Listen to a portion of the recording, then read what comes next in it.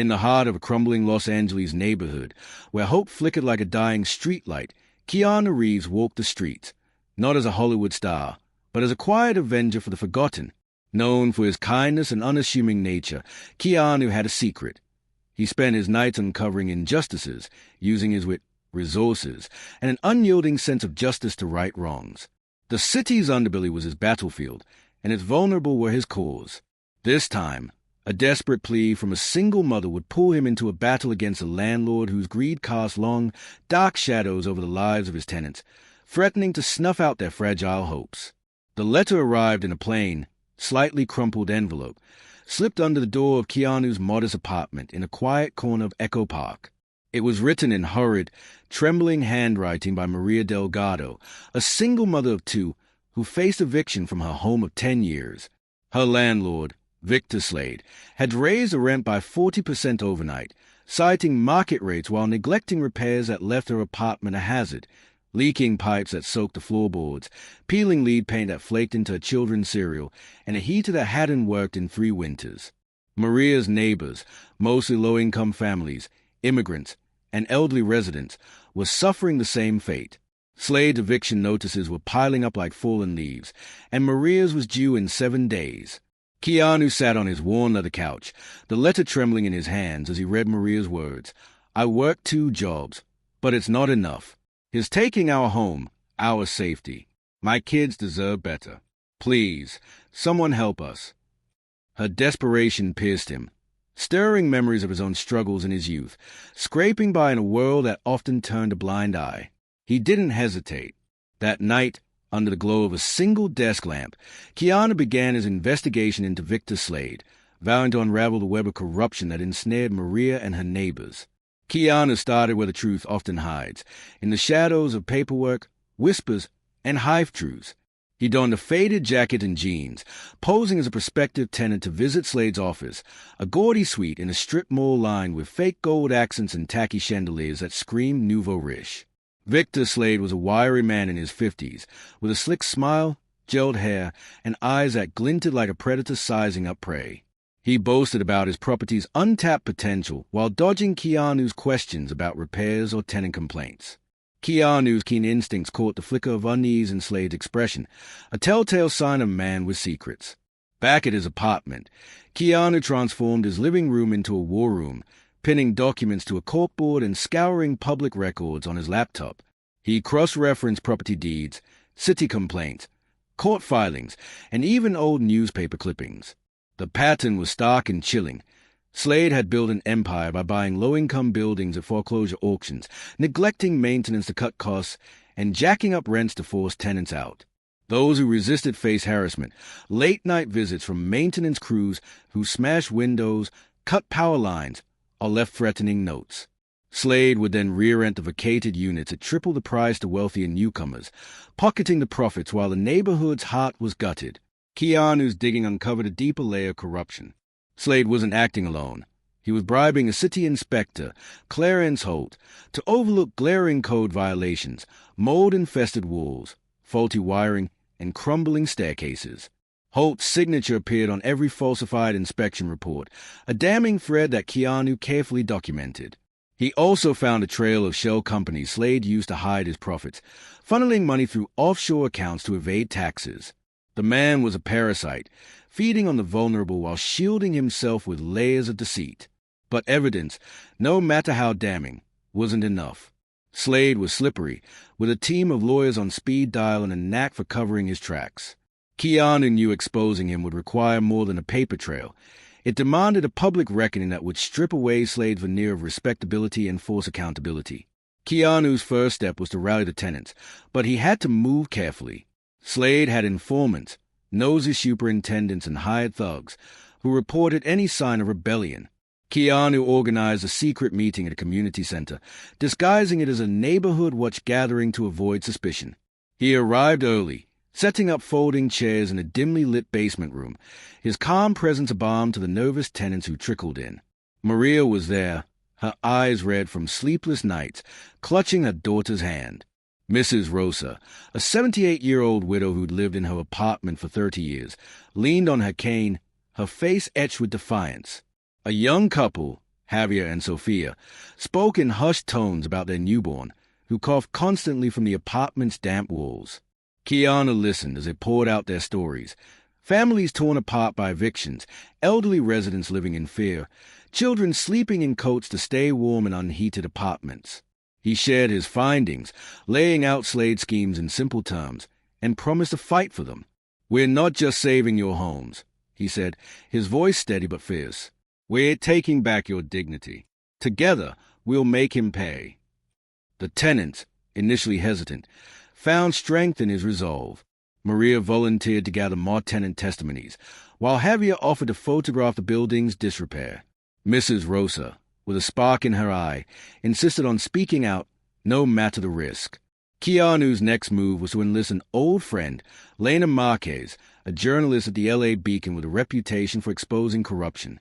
Over coffee in a diner far from Slade's reach, Keanu slid her a folder stuffed with evidence, documents, photos of dilapidated apartments, audio recordings of tenants describing Slade's threats, and copies of Holt's falsified reports. Lena's eyes widened as she flipped through the pages. "This is a bombshell," she said, her voice low. "But Slade's got friends in high places. We need to hit him where it hurts, his reputation." Keanu nodded. "That's why we're going to trap him in the open." Keanu's plan was a masterclass in strategy, blending stealth, compassion, and a touch of theatrical flair. He would pose as a wealthy investor, Jonathan Wick, interested in buying Slade's entire portfolio for a multi-million-dollar deal. Through carefully crafted emails, Keanu flattered Slade's ego, painting a picture of luxury developments that would elevate the neighborhood. Slade, blinded by the promise of a massive payout, took the bait, agreeing to a public meeting at a neighborhood improvement forum Keanu had organized through community allies. The forum was a stroke of genius, a public event framed as a celebration of local progress, ensuring Slade wouldn't suspect a trap. Keanu worked tirelessly to pull it off, coordinating with tenant advocates, local nonprofits, and even a sympathetic city councilwoman, Elena Torres, who'd long suspected Slade's dealings but lacked proof. He ensured the guest list included key players, Torres, other city officials, housing activists, and Lena's news crew, all positioned to witness Slade's downfall. To protect the tenants, Keanu arranged for volunteer lawyers to be on standby, ready to file injunctions if Slade retaliated. Keanu also prepared a visual assault. He compiled a slideshow of damning evidence, photos of rotting walls, exposed wiring, and flooded basements, paired with tenant testimonies and scanned documents exposing Slade's bribes. He hid the files on a secure USB drive, testing the projector in the community hall late at night to ensure nothing went wrong. Every detail was accounted for, every contingency planned. Keanu wasn't just fighting for justice, he was orchestrating a revolution. The night of the forum arrived, the community hall packed with residents, officials, and reporters. The air buzzed with anticipation, the crowd unaware of the drama about to unfold.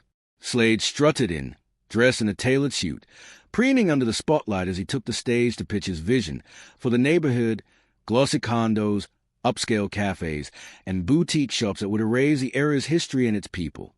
His words dripped with false sincerity, painting himself as a savior while ignoring the tenants he'd crushed. Keanu, seated in the front row as Jonathan Wick, played his part flawlessly. Dressed in a sharp suit, he asked pointed questions about tenant complaints, code violations, and Slade's suspiciously high eviction rates. Slade squirmed, deflecting with practiced charm, but the crowd grew restless, sensing his discomfort. Whispers spread as tenants recognized the issues Keanu raised, their anger simmering. Then Keanu struck. He signaled a volunteer to start the projector, and the screen lit up with photos of Slade's rundown buildings, mold-covered walls, collapsing ceilings, and rusted pipes. Gasps rippled through the room as tenant testimonies followed, their recorded voices trembling but resolute. Maria's story played, detailing how Slade's rent hikes forced her to skip meals to feed her kids. Mrs. Rosa's voice recounted his threats to evict her for reporting a rat infestation. Javier and Sofia's photos of their baby's crib, surrounded by damp walls, drew murmurs of outrage. Keanu stood, revealing his true identity to a stunned crowd. "Victor Slade has preyed on this community for too long," he said, his voice cutting through the silence. He projected emails between Slade and Holt, the corrupt inspector, and bank records showing Slade's offshore accounts. Lena stepped forward, microphone in hand, announcing her expose would hit the LA Beacon's front page the next morning, backed by interviews with tenants and a whistleblower from Slade's own office. Councilwoman Torres, her face grim, promised an immediate investigation. Her words met with cheers. Slade's face drained of color.